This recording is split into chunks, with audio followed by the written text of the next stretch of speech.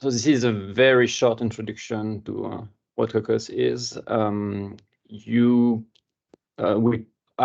actually not planning on doing the hands-on exercise, but they're here, you have the solution, and we actually have a recorded version of this that you can watch on YouTube. I'll give you a link in a few slides. And you can always refer on GitHub to the main repositories that are tutorial if you want an extended version of what you're going to see now. It's gone. Okay. So let me introduce a bit the motivation for Kokkos. So this slide is actually a bit outdated. It's like 3 years old. And so it was showing the HPC hardware landscape that we had in 2000. And so the upcoming generation, the exascale machine that you can see you see my mouse? So, okay, so the Perlmutter at NERSC with AMD CPU and NVIDIA GPU is actually on the floor now. Frontier, you might have heard of it, is in Oak Ridge, and it has AMD CPU and AMD GPU, and it's been operated already for 2 years. And Argonne got their machine online last year, and it has Intel CPUs and Intel GPU. And we are getting ready, the Department of Energy is getting ready for the next machine. That's the only one that's not there yet. That's going to be El Capitan in Livermore. And so what you can see is that even though in the previous generation, it was heterogeneous, but not as much. You were able to get by so targeting CPU with OpenMP3. And in the previous generation, all the GPU we had were from NVIDIA, so which means we were able to program them using the CUDA programming model. But this upcoming generation, so if you see only one of the machines still has CUDA. If you want to program to the GPU, you have to use a heap from AMD on Frontier. If you want to run on Aurora, you have to use SQL or DPC++ to target it. And so what you see is that if you are developing code today and you want to target all these machines, you have to develop and maintain multiple versions of your code. And that's basically one of the big motivations for Kokkos. Writing that code has a cost and maintaining it has a cost. And if you work for one of those national labs, we have pretty large code bases. And so I took 2 examples that we often use. One is E3SM, which is used for climate modeling, and it's around 1 million lines of code. And Trilinos is a code base in Sandia that does. It's not an actual application. It's actually a toolkit that you can use to do large scale simulation. It has solvers and whatnot, and it has 4 million lines of code. And so a conservative estimate, if you wanted to port an existing application to be able to run on Aurora that I mentioned that have Intel GPU, would be that you will need to rewrite 10% of your application, and not any 10%, the most performance critical part. And with this estimate, for instance, for Trilinos, a software engineer, it would take you 20 man-year to just port it to be able to run on Aurora. And it's something that we simply cannot afford. And to tell you how conservative this estimate is, this is a full-time software engineer. Like most of our staffs are people who also write papers and do other things. So that's really the motivation to develop an abstraction layer. So Kokkos, that I'm going to introduce to you today, it's a C++ programming model for performance portability. So it's implemented as a template library on top of the underlying programming model that the vendor gives us, CUDA that I mentioned, heap, SQL for AMD GPUs or OpenMP. And it aims to be descriptive, not prescriptive. So you you describe the parallelism in your code, but you don't actually tell Kokkos how you want to map this to the hardware. Kokkos makes that decision. And one of the goals also is to align very well with the development of the C++ standard, the newer standard. As a matter of fact, we have 5 current developers that are in the C++ committee, and if you look in the last 4 years, I think we were 12 people who have been developers have been in the committee. So Kokkos, today you're going to see the Kokkos core, which is a programming model, but it's much more than just that. It's really an expanding solution. It has math libraries that are based on Kokkos. We call them Kokkos kernels. It's another repo. It has tools for debugging, profiling, and tuning. It has also utilities to integrate with Fortran or Python. So it's really a fully fledged ecosystem that you can use to develop your application. It's not just a programming model, because the programming model by itself only takes you so far. It's an open source project with a growing community, and all the development, all the things we do, you can see it. It's in open on under this Kokkos organization on GitHub, so you can follow if you're interested. So estimating our user base has always been a challenge. I joined the project in early 2019. Before that, I had been user for a few years. In 2019, we were already totally incapable of really precisely identifying how many users we have. We just can tell you how many people we have attending user group meetings. We can tell you how many people register to our Slack, but it's hard to get a precise number on how many application users. There was a very large project under the Department of Energy called the Exascale Computing Project that was preparing us for this generation that's here now. What I can tell you for this very large project, multi-million project over 6 years, is that by the end of the project, half of the C++ code bases were using Kokkos. So this is the only places where we have precise number. So here is in picture the basic idea with Kokkos. So the applications like LAMMPS, the molecular dynamics code in Sandia, or here's this combustion code from UT and INTA, or even your library, whatever you're writing, you write it to Kokkos. And Kokkos is in charge of mapping it to the underlying architecture. And here, this one is not outdated. So Frontier is in Oak Ridge, actually near my office. This is an upcoming machine in Los Alamos. So that's the machine I mentioned with Intel GPUs in Argonne. That's the machine in Japan, and that's the one in California with NVIDIA GPUs. So the idea is you write your code once, and then you'll be able, if you follow the rules, to write legal Kokkos code. Your code is going to be able to run on all this architecture just from the same single source code. So here is in a little scheme to show you a bit the ecosystem. So at the bottom, you have all the architecture you might want to be targeting. And so Kokkos Core, which is what I'm going to introduce today, give you abstraction for parallel execution, and that's one of the things we're going to see today. And it gives you also some parallel data structure, and we're going to see the main data structure abstraction today. And on top of this, we've got the math libraries in Kokkos kernels. There's also some graph algorithms. There are some another project called Kokkos Remote Spaces that has some abstraction, from some global array abstraction and whatnot that you can use to work on modern supercomputers. And on top of that, then you have very large software library like Trillinos that you might have heard of.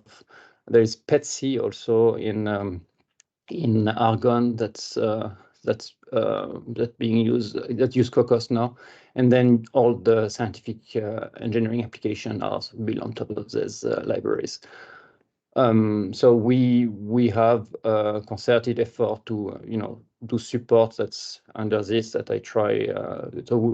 I'm coming here to the guest lecture, and we try to organize regularly tutorials at the leadership computing facilities. We produce documentation. We give support to users that have questions. So, for instance, if you start using it and you have things that you didn't understand, you can join our Slack channel and you get help from us. And the tooling things is something that unfortunately we don't have time to cover today. But I remember when I started using Kokkos, that's one of the things that I thought was the most exciting about Kokkos. There is baked into your program when you use Kokkos some hooks to instrument. So you're done putting a timer or adding a print statement in your code to understand what happened. Just when you use Kokkos construct natively, you have all this information in your code, and you can, without recompiling your code, you can at runtime load a library that will measure times, that will print information because you wanted to make sure something executed and whatnot. And that can be a great deal for our very large applications that takes hours to compile. So here, just a brief overview of our current team. So Kokkos was originated 12 years ago or so in Sandia, and now so the main laboratory. So I'm co-leading the overall project. I'm in Oak Ridge with Christian Trott from Sandia. And so we have developers from CSCS in Switzerland. We have developers in Argonne, in Los Alamos, in NERSC at Berkeley Lab, in CEA in France getting involved, and NGA is a private company that we had contracted to do some work for us. And we are an open community, and we're hoping that it will keep growing. So just a few words about Kokkos and C++ standard. So we see ourselves a bit like a ramp towards modern C++, and so we have a lot of representatives in the community. So in the committee, for instance, I represent Oak Ridge National Lab at the ISO C++ committee. And so we propose new feature for the standard that from the lesson we've learned from Kokkos. So for instance, in C++ 23, if you follow the development of C++, there is an abstraction called MD-span, which is an abstraction for multidimensional array, which is basically born from the Kokkos view abstractions that I'm going to present today. And so then it gets into the standards. We help implementing with the vendors, and we backport it so that our application can keep using Kokkos and have basically are easing the transition towards modern C++. I will just briefly mention, like for C++ 26, for instance, another really great thing that's coming for our field is BLAS, the basic linear algebra subroutines. It's going to be in C++ 26. It's something that we got already merged into the draft that will be based on top of MD-span. So a few words about the user. So I already told you it's really hard to get numbers in the exascale computing project, which was a 6 or 7 year long project from the Department of Energy, as I mentioned. So 20 projects were using Kokkos as critical dependency. So that's half of the C++ projects. And to give you an idea, it was as many projects as the ones mentioning that they think Fortran is important for them. And so we do support over Slack. Today we have about 1.4 thousand members from 100 institution, and it's there is like over 20% of people that are just from universities, and here it's showing you the activity. So there is every week actually 150 to 200 different people that are active on it. And so on GitHub we have at the moment 1.7 thousand stars. So it's whatever number we can get that give an indication of how much usage there is. So, but Kokkos, so you can, a point of access is always, you go on GitHub and you find our organization, Kokkos. There's the material that I'm presenting today. You can actually find the source code, or maybe we just have the PDF, but you can find all these things on our Kokkos tutorials. There is actually a recording that we made a couple of years ago, and an extended version of what I'm going to give you today that you're welcome to find and watch. And if you want to learn more, there is much more content. Our main website is kokkos.org, and from there you can follow documentation and core for Kokkos Core, and you will find all the programming guide and API references. And yeah, if you're interested and you have any question, you can join us on Slack. I expect that if you use your university email, you should be able to join without any intervention from anyone. But if you have any problem joining and you're trying, there is on our frequently asked question or whatever on our documentation, there is instruction on how to join if for some reason your university is not whitelisted. Okay, so that's it for the introduction. So now we're going to start seeing the parallel, the basic parallel construct that Kokkos provides you that you can use to write your single source code. So the objective for this section is that at the end you understand how computational bodies are passed to Kokkos, that you have a basic understanding of how that might be mapped to execution resources. I'm going to introduce the construct parallel for and parallel reduce. We have another one called parallel scan, but we will keep it for bonus for those who are impatient. And there is an exercise on top of that you can do if you're interested. So let's consider this simple loop here. So assume that you want to loop over a number of atoms and do some work. So how does Kokkos map this work to execution resources? So so there is atom. So each iteration of the computational body is a unit of work, and the iteration index, atom index, identifies the particular unit of work. And so the range is here from 0 to number of atoms. So that's the anatomy of what it does. So the work mapping, so you give an iteration range. So you say you want to iterate from 0 to number of atoms, just like here in this row C++ loop. That's how you would describe it. You give the computational body, which would be in purple, what to do for each unit of work. And then Kokkos decide how to map that work to the execution resources.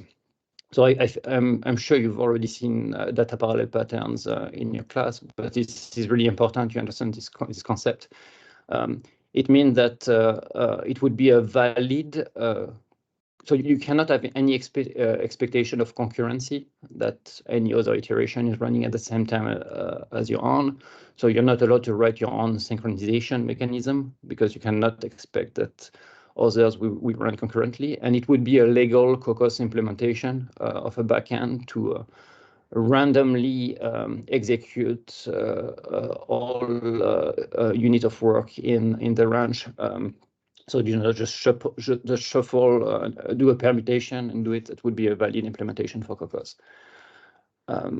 So how do you give then the computational body? So when we were computing the forces in the loop, so we use functors or function object, which is a common pattern in C++. So here, so I'm not quite sure how much C++ you've done. So bear with me if it's too easy, but. So here is an example of a functor. So it's a class or a struct, is essentially the same thing. And it has a call operator, so the parentheses, which means it's a callable, and you call something where you get the work assignment, so some things that identify the work item. And then it has the computational body from the previous loop that we saw.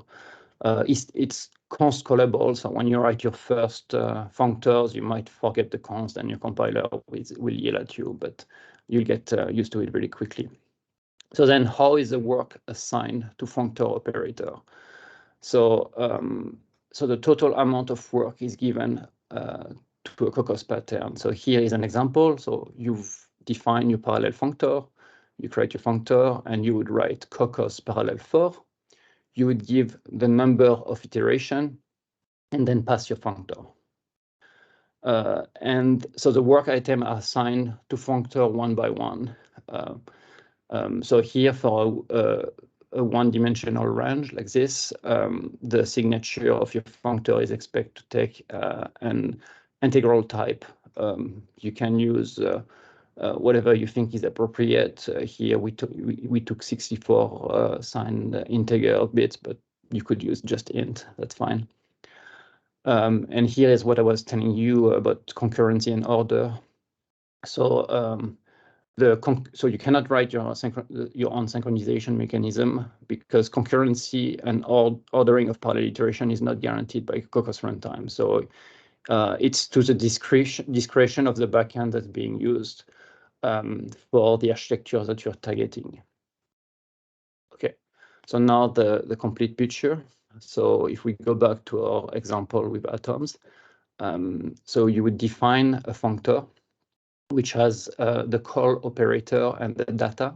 So here, assume you define an atom force functor, and you would have something that has the forces you want to compute, and something that has the data that's needed to compute these forces. Here is a constructor for your structs that takes as argument the atom forces and the data and makes a copy. And then, so your call operator here is computing the forces for each atom and index. And you would execute it in parallel with Kokkos, with this Kokkos pattern. So you construct your functor and you call Kokkos parallel 4 number of atoms functor. You don't even actually have to create a named variable for the functor. You could just literally just pass here as an argument atom force functor plus the arguments. Yeah. Okay, so functors conceptually are pretty simple, but they're a bit tedious.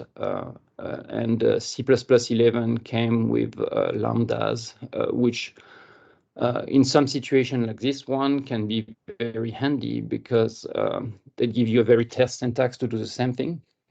So you could actually do, you don't have to create a functor, you could create a lambda, and I'm not going to spend too much time on it, but this is called a capture clause, and it says that it wants to make a copy of all the data, so copy of atom forces and calculate force. We'll get into the subtlety of this later. And so this is not a magic, it's really just a compiler auto-generating the functor for you. So lambda is a good thing to use, but you need to understand that, so here you will get into more detail later, but to be legal Kokkos code, you really need to make something that would work with a capture by value. So which means you don't want to capture container like stud vector by value or other containers from the standard library, because it would literally make a copy, it would execute everything, and by the time the parallel 4 returns and is done executing, what you have outside the scope of the parallel 4 was a copy. So you computed something and then you're going to lose it by the time it finishes. We'll see more when we introduce the Kokkos view abstraction. But it's important that you understand that the lambda need to capture by value. Okay. So now some example. But the parallel 4 in Kokkos. The goal is really to show you that if you're familiar with OpenMP, for instance, conceptually Kokkos is not more complicated than it in the simple case. So here, assume you're doing a loop from I to N. This is how you would write it in C or in C++. So a simple control flow with a for loop, and you give initial value and then a sentinel to stop. So when I reach n, we stop. So with OpenMP, if you're familiar with it, the way you would parallelize this loop is you would write this pragma or MP parallel for, and so you don't change the loop; it just looks like the same.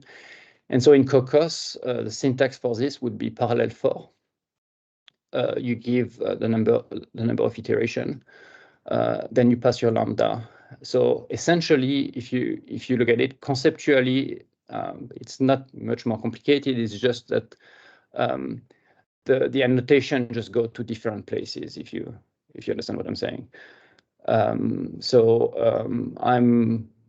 If you were doing, for instance, so did you guys learn CUDA in this class? Or?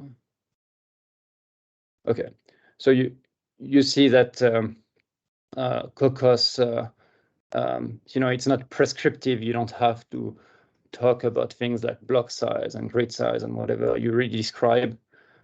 So you have a one-dimensional range, and you describe that range, and you give the body, and it's so conceptually it's just as simple as OpenMP3. So the OpenMP you would use to parallelize on CPU. Okay, so now let's do a small example. So it's a Riemann sum. So it would be trying to calculate the area under this curve, and so I'm sure you've done that in school a long time ago. So it would be computing the integral from the lower boundary to the upper boundary of the function. And so the way we approach that is you can subdivide the interval into small segments, and you approximate the area under the curve with rectangles, basically. And so here is how you would implement this in serial. So just with C++. So you would compute the total integral. So you initialize it to 0, and for each intervals, you figure out what one bound of your you figure out the middle of the segment that you're going to compute.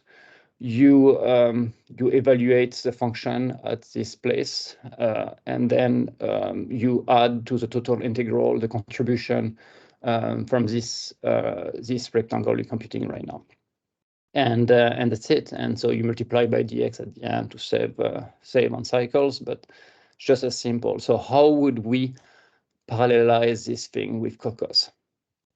How do we do it correctly? So you remember when we were trying to analyze a bit the code. So we see there is a for.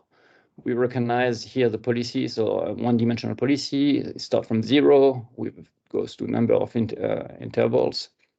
And here, so within the curly braces, we have the body, the thing that we would usually pass into a functor.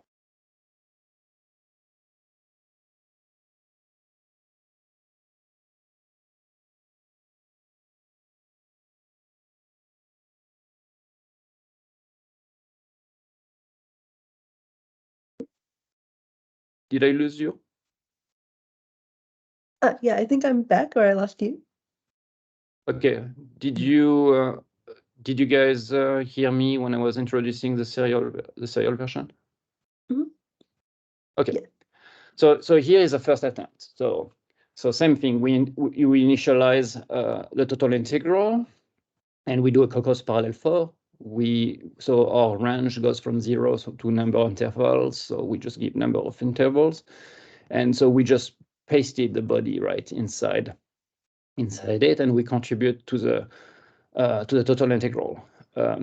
So if you were to do this naive approach, the good thing is that the compiler would catch that there is a bug right there, which is so you captured. Remember, I told you you have to capture by value.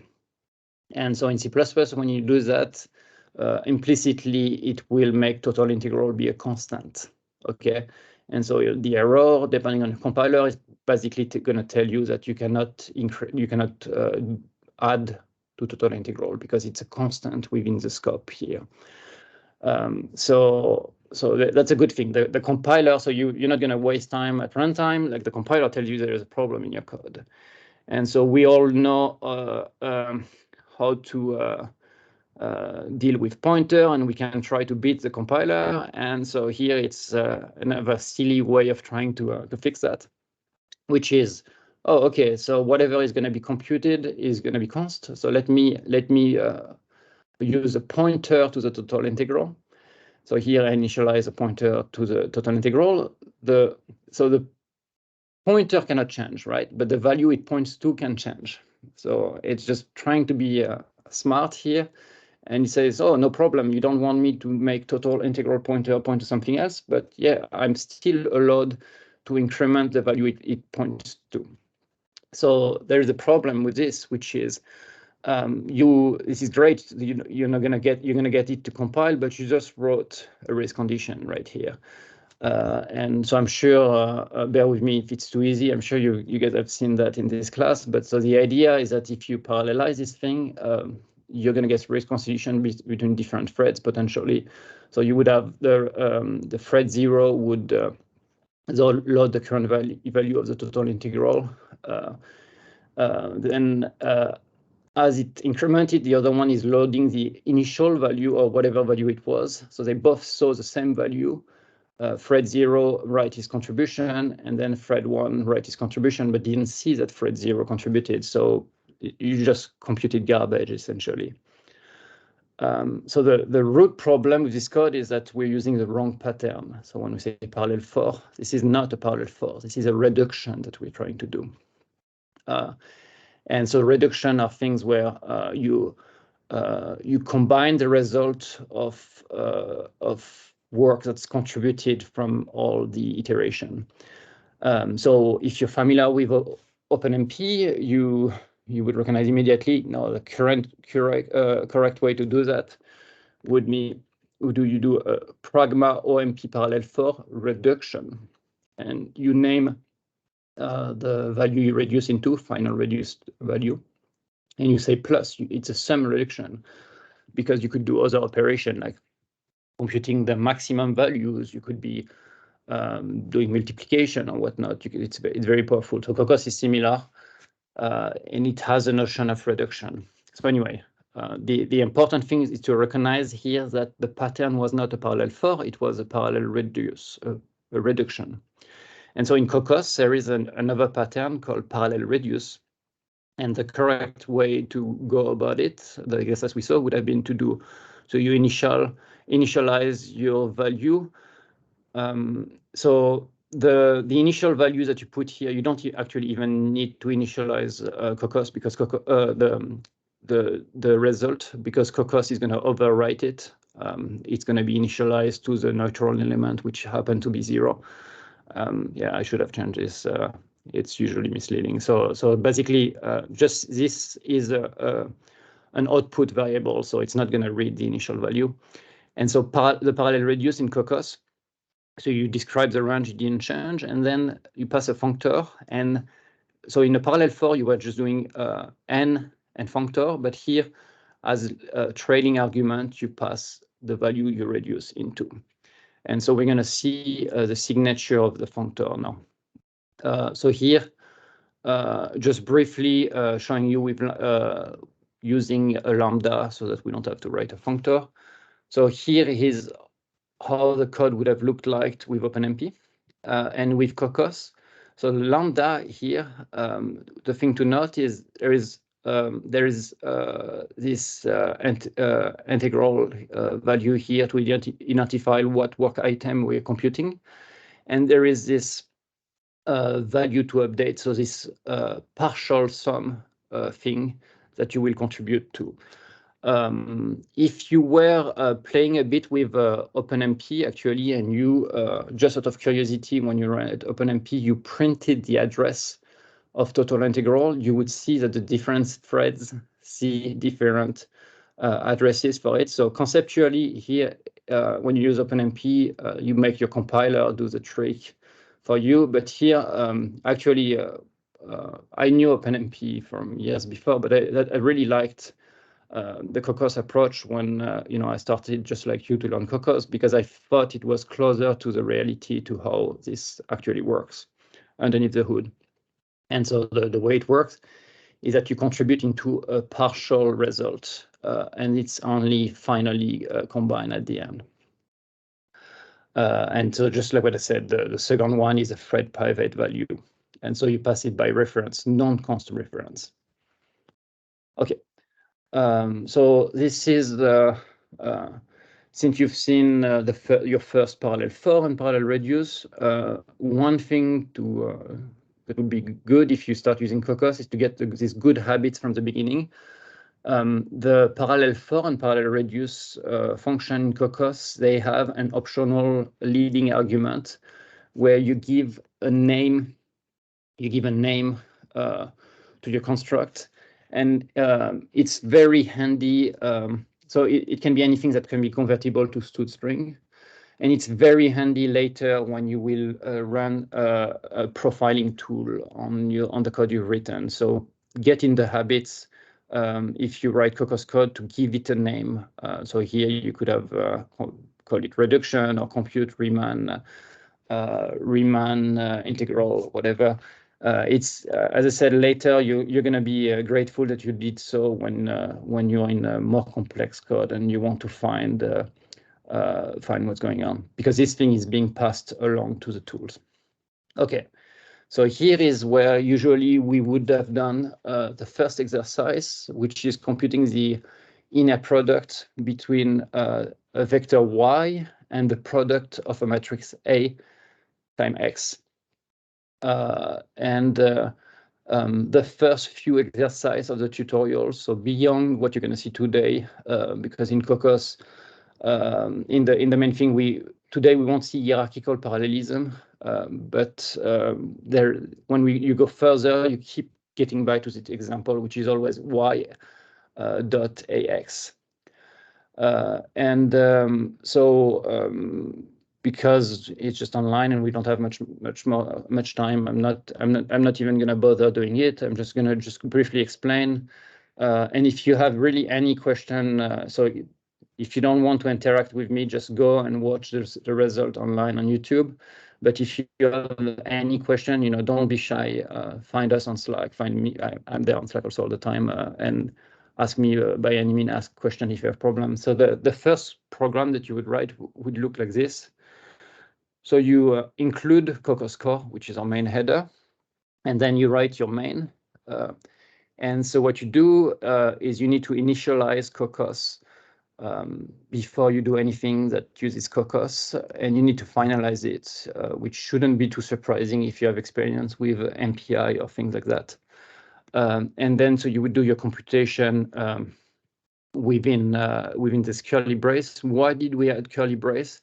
It's because by the time you finalize Kokkos, all Kokkos objects that you've created need to be deleted and be out of scope. And so this brace here would ensure that if you constructed views or things like that, they would be cleaned up. So I'm going to speed up because we still have a lot of things to cover. But yeah, here are a few instructions on how you would build on your laptop or so what you would see in this exercise is, so here is on different architecture, is that you can saturate the bandwidth of your CPU when you reach some size, and you can play. The exercise makes you play with the number of rows.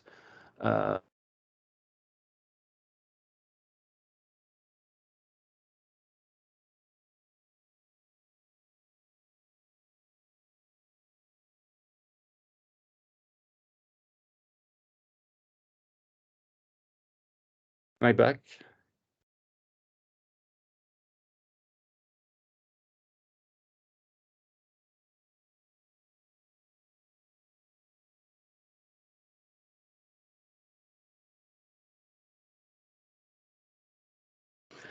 And that the parallel computation is characterized by the pattern. So the pattern is for, reduce, or scan. The policy here, at the moment we only saw the one-dimensional policy. Obviously we have a multidimensional one, and the hierarchical parallelism, which is a very powerful feature that we don't cover here, is how you would nest it, because you want to saturate your GPU. Modern GPUs have like 200,000 way concurrency. You won't always have matrices that have 200,000 rows, or you won't have always hundreds of thousands of atoms or points or whatnot. So you need to expose more parallelism in your code. And so the user provide computational bodies, so functors or lambdas, to describe what work to do for each item. Okay. So I was a bit slow, but here we're gonna, so you saw parallel execution, and now I'm gonna tell you a bit about data abstraction that we have in Kokkos.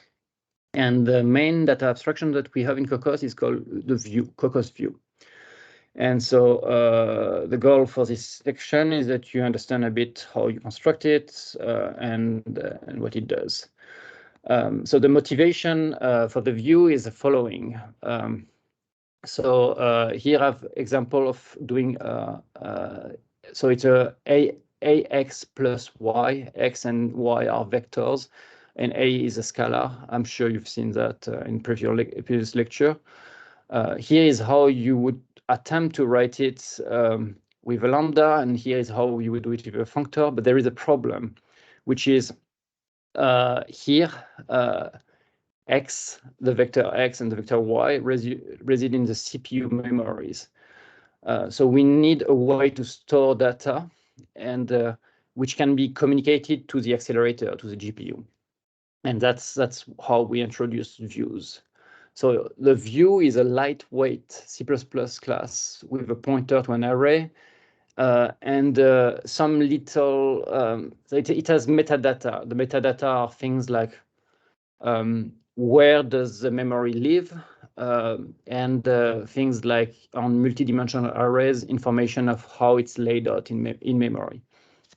So an example for DAXP, using a lambda, so you would create a Kokkos view, the first argument, so you give the data type, and star says that you want to do a rank 1 view, so it means it's a runtime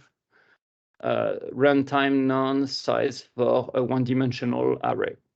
And then inside the body, we access element I with the call operator, the parenthesis in C++23, and with mdspan you can actually use the square bracket, which was C++ needed to change to be able to do that with multidimensional arrays, which we're pretty great that we got into, but Kokkos obviously at the moment is only requiring C+17, so we use this parenthesis to access the data.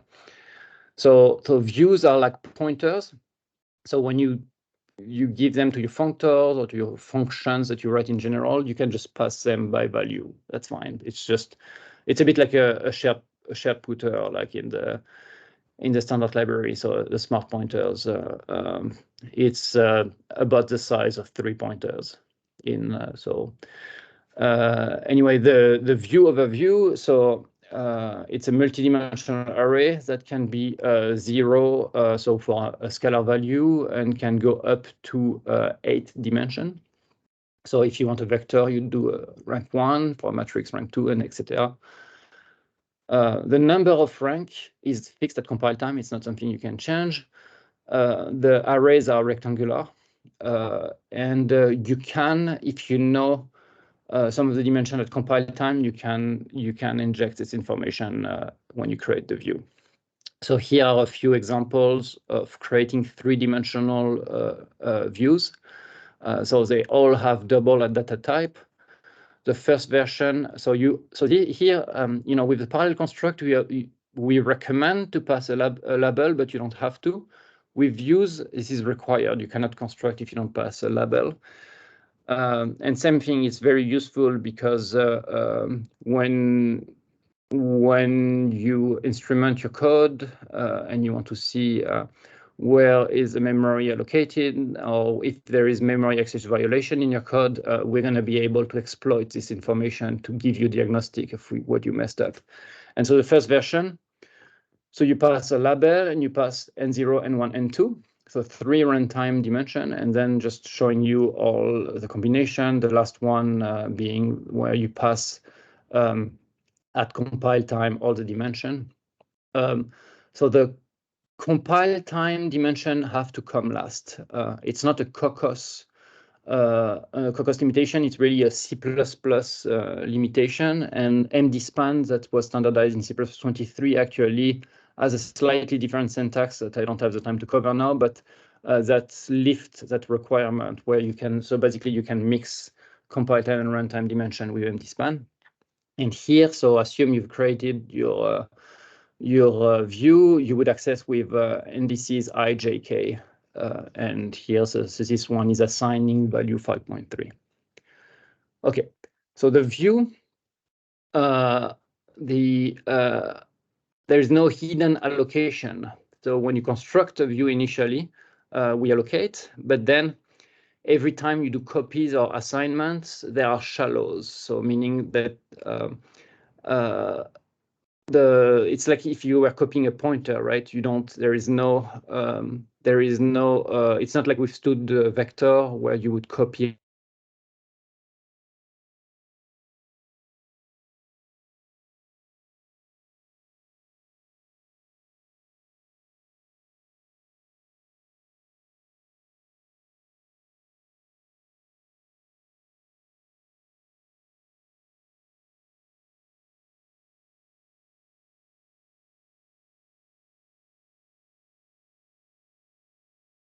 Okay. So I'm assuming I just lost you a second ago. So there is no hidden allocation. And so the views are reference counted. So it's like a shared pointer, the smart pointers in standard libraries. So it keeps track of how many instances, how many shallow copies there are in scope. And when the last one goes out of scope, it takes care of the deallocation. So for instance, a small example here, creating a 2-dimensional view with the first dimension is runtime, the second one is compile time. So it creates an n by 5 view, a k by 5 view. Then it assigns B to A. It creates a copy of B with C. And then so using A, it's assigning to 0, 2, 1. Then it's assigning to B in 0, 2, 2, and then to C, 3. And so the question here, the small exercise, is what would get printed? So we're running a bit out of time, so I'm going to spoil it for you, but sorry if I'm going too fast. So essentially, when you do this assignment here, A gets, so the initial allocation gets out of scope because you make a shallow copy of B. So this one is deallocated, and C is a copy of B. So essentially what happened is all this view points to the same underlying view. And so you assign 1, 2, and 3. So what's going to get printed is 3.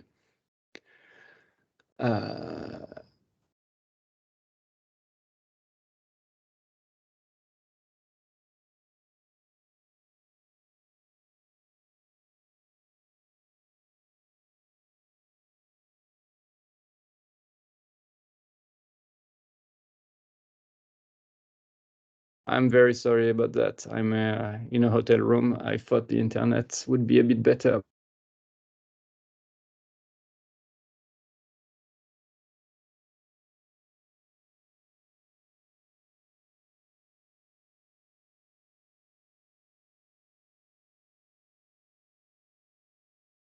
Okay, back. How can you introspect information about it? So you can query its extent. So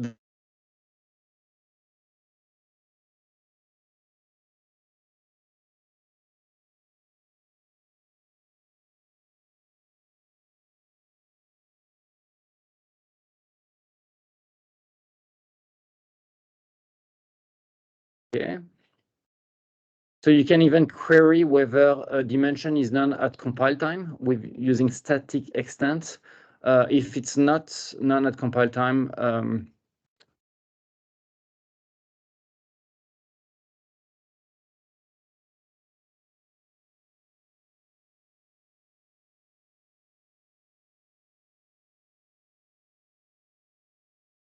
I'm so sorry. I'm gonna try to continue.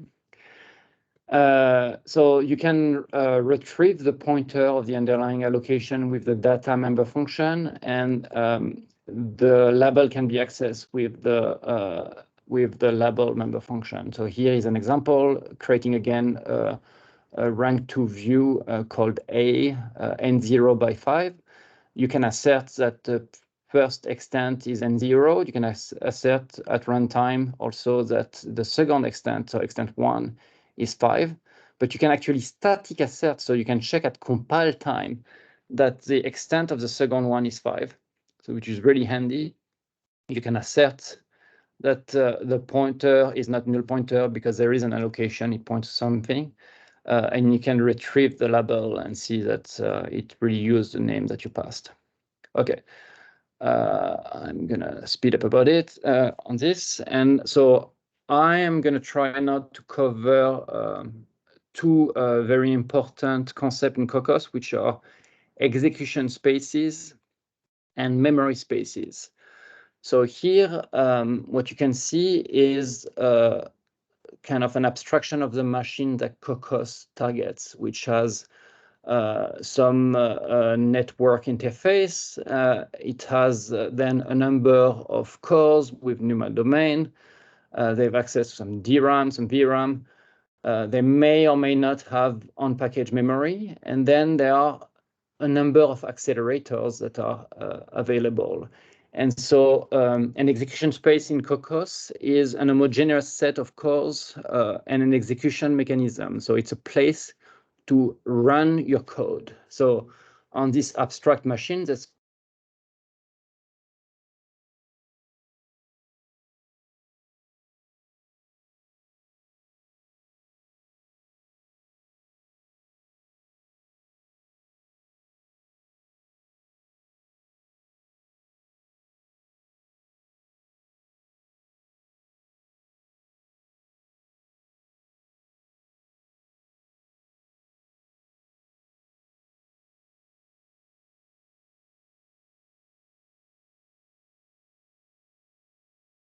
there we have a phrase.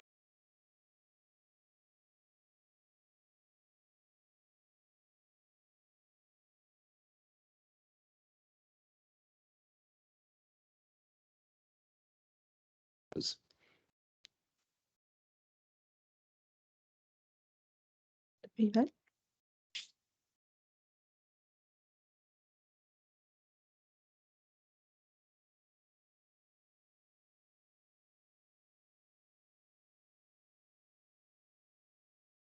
Argument instead of just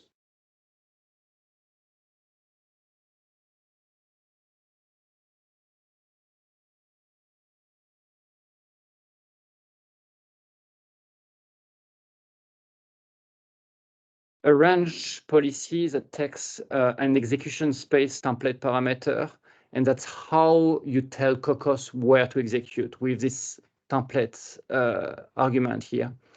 And then, so with this syntax, you actually have to give begin and end for your iteration range.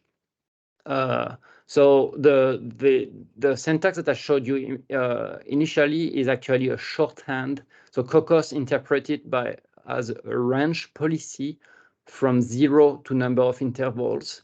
And when there is no template argument, Kokkos assumes that you want to run it on the default execution space, which if you had a GPU would be the corresponding execution space to run on the most on the fastest available place to compute.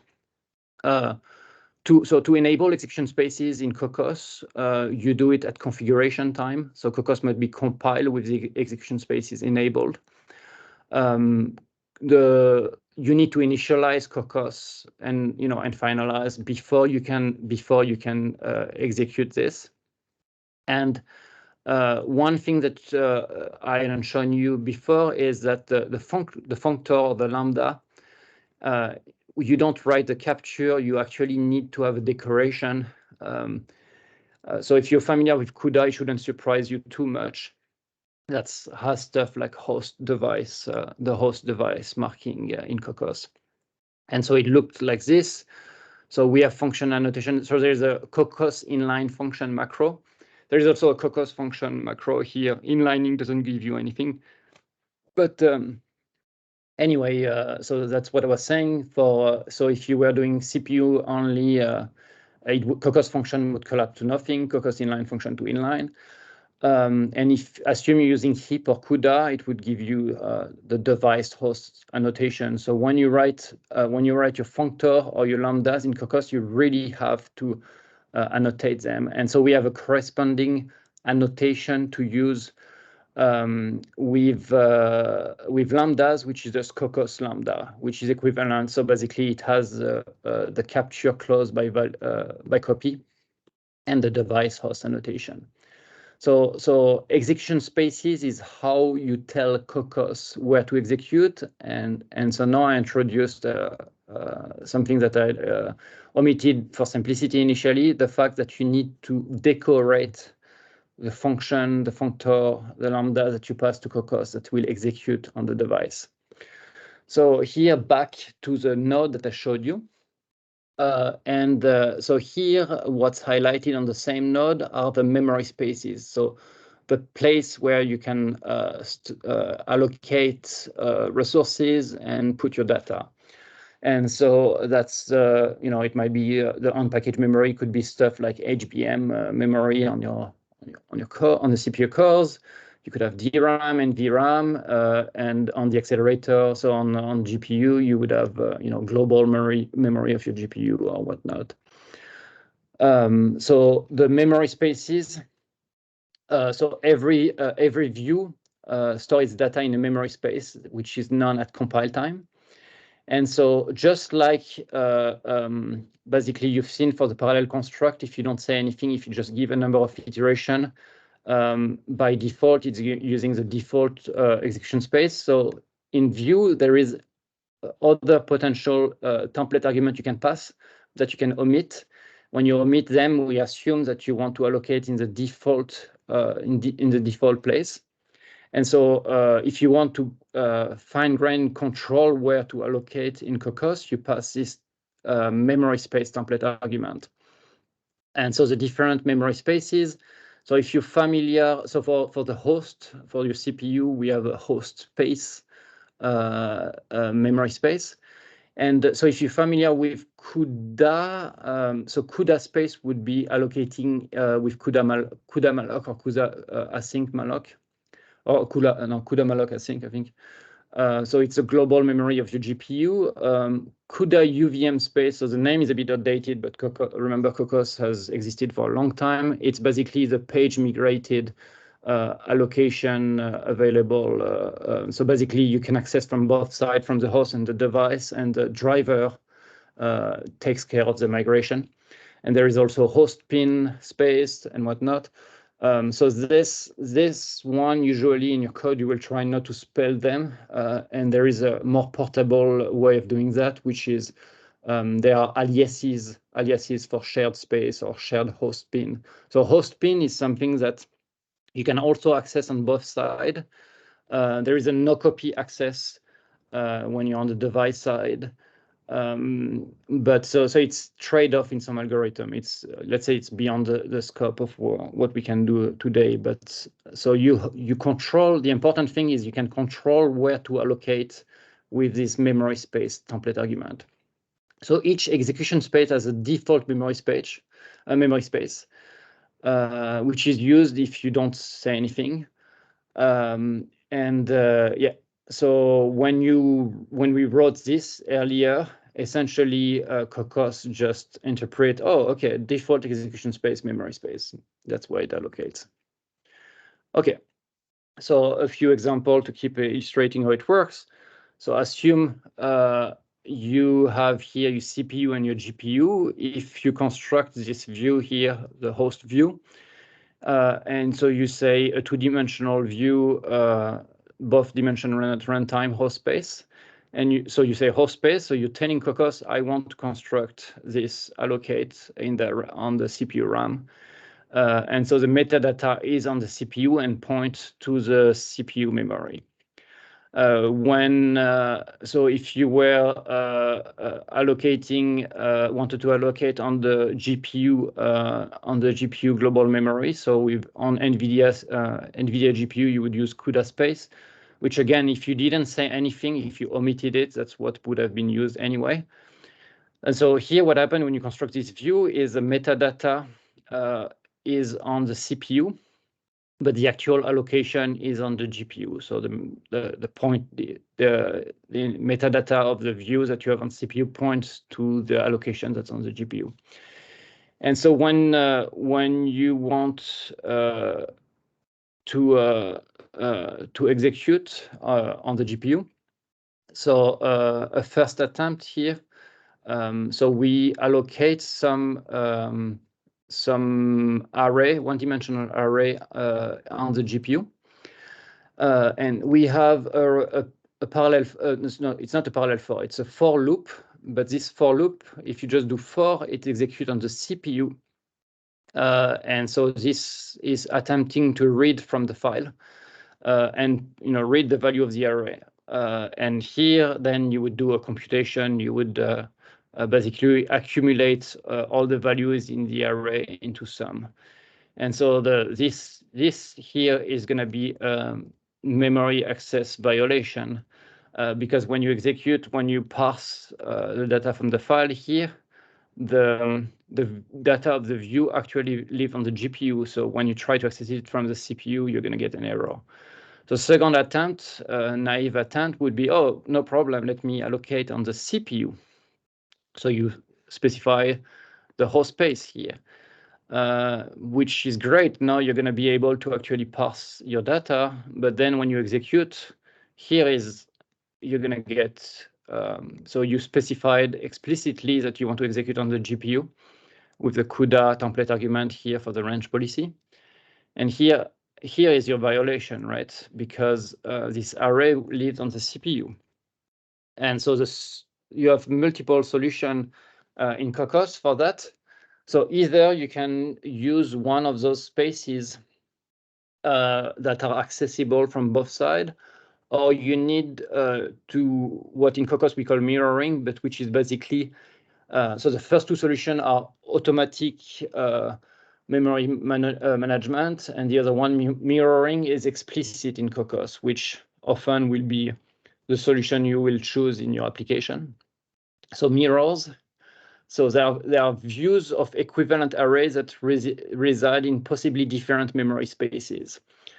So the schematic is the following. So assume you have a view type that's allocated in some space. Then you declare a host view by saying create mirror view of view. You don't actually have to spell out the type here. You could say auto. I would recommend writing just auto host view equal create mirror view of view. And so what it does here, assume that your view was your original view was on the GPU. It will create a corresponding allocation that live on the host, and then you have facility in Kokkos that let you do memory transfer, explicit memory transfer between the two. So the mirroring pattern is the following. You create the view in the memory space that you want to do the computation in. Then you create a host view, so a mirror of the views array that resides in host memory space. And so you do auto host view equal create mirror view of the original view. Then you would populate the host view from the host, like in the previous example, read from the file or whatnot. And then so you transfer your data. In Kokkos, we refer to deep copy. By doing a deep copy so the arguments order are destination source. So deep copy the host view into the view that live on the GPU. And then you would launch your kernel to process the array, do whatever. Here in the previous example, it was computing the sum. Here, just something that uses it. And then at the end, if needed at all, you deep copy back, so you transfer the data back to the host if for some reason you need to write it to a file or introspect it. So this is the usual pattern in which you use mirrors. So then you might be wondering, what is the view is in the host space too? Is it inefficient? Does it make a copy? And the answer is no, absolutely not. So if you say create mirror view, Kokkos will allocate only if the host process cannot access the original view. Otherwise, it's just a shallow reference to the same thing. So you don't actually pay for anything. And there is another overload create mirror. So the difference is create mirror view versus create mirror. And so create mirror is the one that always allocates. Create mirror view only allocates if non-accessible. So Kokkos never performs a hidden deep copy. So remember, copying a view is shallow. And if you want transfer, you have to use this name function, deep copy. Okay, so there is an exercise that you would get for this one. And so let me summarize this section. So the main abstraction for data in Kokkos is called view, and that's what you can use to store your data. It's a bit like pointers to multidimensional arrays that reside in a memory space. The view abstracts away some platform-dependent allocation, and it takes care of managing the lifetime of your allocation. So it's it's reference counted, and when the last one gets out of scope, it takes care of the deallocation. And it has in the template argument, metadata data that tells you about where you're actually allowed to access or not. So heterogeneous nodes have one or more memory spaces. And so if you want to have performant accesses for view in host and device memory, you're probably going to go for the explicit data management, which is using mirrors, but you have the option. Kokkos doesn't force you. You can do automated data management transfer, or you can explicitly use mirrors. And then, so the nodes have one or more execution spaces. So Kokkos has this alias you can use. One is a default execution space, and the other one is a default host execution space. And you can control where parallel code is run by a template parameter on the execution policy. So you choose that at compile time. Okay, I think we are about out of time. So I'm gonna skip the last. Helen, can you hear me? Yes, I'm here. I just turned off my camera because I wasn't. Maybe it was interfering with the internet. So we're out of time. So compared to the default usual short introduction we give, I had decided. I mean, I already knew I would not have the time to do hierarchical parallelism, which is, the next step. Here, the one that I was hoping I could give you, but I'm gonna skip, is that. So I showed you now. So you had introduction of parallel constructs. So parallel for, parallel reduce, parallel scan. Showed you the main view abstraction. So the view has some things that control where the memory lives, but the next one, these things that I guess I'm going to refer to you to the YouTube recorded things that we have. It has other template parameters that are called the layout, that control how the data is laid out in memory. So when you use, let's say, two-dimensional arrays, it tells you whether we store it, rows by row and column by column. And it goes over how that can have that has a dramatic performance implication on how your accesses are going to be in your code when you execute on CPU and GPU. And the idea being that if you follow a few rule of thumbs, Kokkos default are good for the architecture that you use.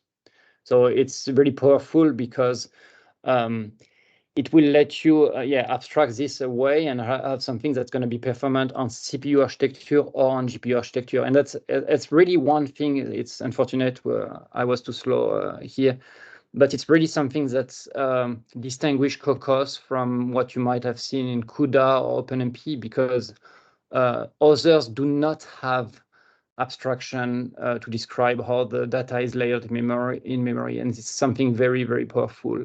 And so Stud MDSpan in C++23 is something that has the notion of layout right and layout left. And so, now it's still a bit, it might still be a bit novel to you guys, but it's something that in your future life as engineers or researcher is going to become more mainstream and really understood. And so this is something that really was matured within the Kokkos ecosystem and made it into the C++ standard. Very cool. Okay, so I'm going to stop there. I'm just gonna go so it's just showing you, I mean, caching and coalescing. I'm sure you guys saw that in your class. So there is far more than what you've seen today in Kokkos. We usually give this lecture over, 4 days, 5 days. There is, it's boring, but it's really important, how you build Kokkos. It has good defaults, but to make it integrate with our existing application, there's some work to do. There's some very powerful customization point in the reduction that you can use. You can compute in one pass the mean, the max, and the sum of a view with a very succinct syntax in Kokkos. So you saw one-dimensional ranges, but there is obviously multi-dimensional ranges, which are pretty intuitive. You give all the begins, all the ends, and then your functor, instead of having just one index, it has one index per dimension that you have in your range. So it's pretty intuitive. It has some advanced parameter where you can control the tile sizes if you want to tile it. Hierarchical parallelism is something that if you get interested in Kokkos, I really encourage you to go watch. So that's what I was saying. Like then the GPU we have on Frontier is 200,000 way parallelism. This small exercise that we did with the matrix, you're not always going to have matrices with at least 200,000 rows. And so there are strategies to exploit more parallelism, and the exercise you can do in the Kokkos tutorials actually show you how to parallelize this. There are more advanced data structure. There's another really great thing in views is you can take slices, so subviews. You can select, ranges in each dimension. You can select a full dimension. The MDSpan has something similar, even though it didn't do it in C++20. It didn't make it to the standard in 23. It's going to be in 26. It's already merged into the draft, and we're already working into implementation into LLVM. So it's the kind of thing that you can play with if you want. One thing I forgot to say is that one subtlety between the Kokkos view and the MDSpan abstraction from the C++ standard in 23 is that MDSpan is a non-owning version. So it doesn't do the reference counting that Kokkos does. But it's essentially, you could see the Kokkos view as smashing together a shared pointer that manages your allocation and an MDSpan. Conceptually, that's what the Kokkos view is. So Kokkos has support for atomic operation and a pretty cool abstraction called scatter view that helps you for the scatter contribute patterns. If you use hierarchical parallelism, you can access scratch memory. Things like if you're familiar with CUDA shared memory, so it's memory that you're more restricted in how much you have. And you will need to query in your program how much allocation you can actually allocate per thread or per teams of thread. But it's memory that have very strong affinity with the computational resource you're going to have. So it can be, we call them scratch pad or scratch memory. And you can have very good performance when you exploit this thing. So it's a pretty cool abstraction. Then there's support for SIMD. There's support with distributed simulation, so either via MPI or with global array. Another very exciting one that I told you about, the hooks for tools and profiling, so profiling, debugging, and tuning that you can do with Kokkos, and all the math kernels are things that have, all of these things have recorded lectures that you can find on our website. So the Kokkos lecture I referred to are organized in 8 modules, and today what we covered is a subset. So when I'm telling you there is a lot, so these modules are extended version of what you saw, but the parallel dispatch is what we saw, and we saw view and spaces today, minus I didn't cover the layout. So there is much more to find online if you're interested. And so here, summarizing how to find us. Essentially, if you just remember Kokkos and you Google it, you can find everything from our website. So that's all I had to tell you guys today. If you have, I know we're out of time, but if you have any question, I can stick around for a bit longer, or otherwise just find us on Slack and don't be shy, ask question.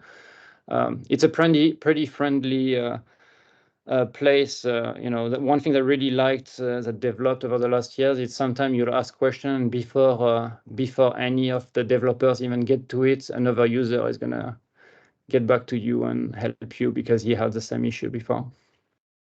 Thank you. Thank you. Very cool. Are there other questions?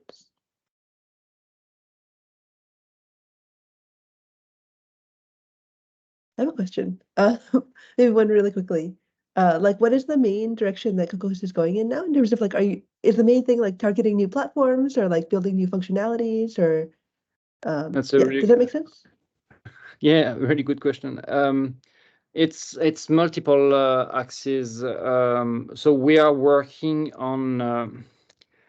So I cannot give you all the details, but we're working on supporting upcoming architecture. So we're developing some new backends for more FPGA-like architecture that are coming. There are some evolution, some new interface. So we have support for stuff analog to CUDA graphs. There are it's something that some recent evolution that was really a big ask from the user community that was doing tasking. They wanted to be able to use multiple GPU from the same process, which we resisted as long as we could, but because there was enough demand from users, it's something that's coming in the next release, like experimental support for that.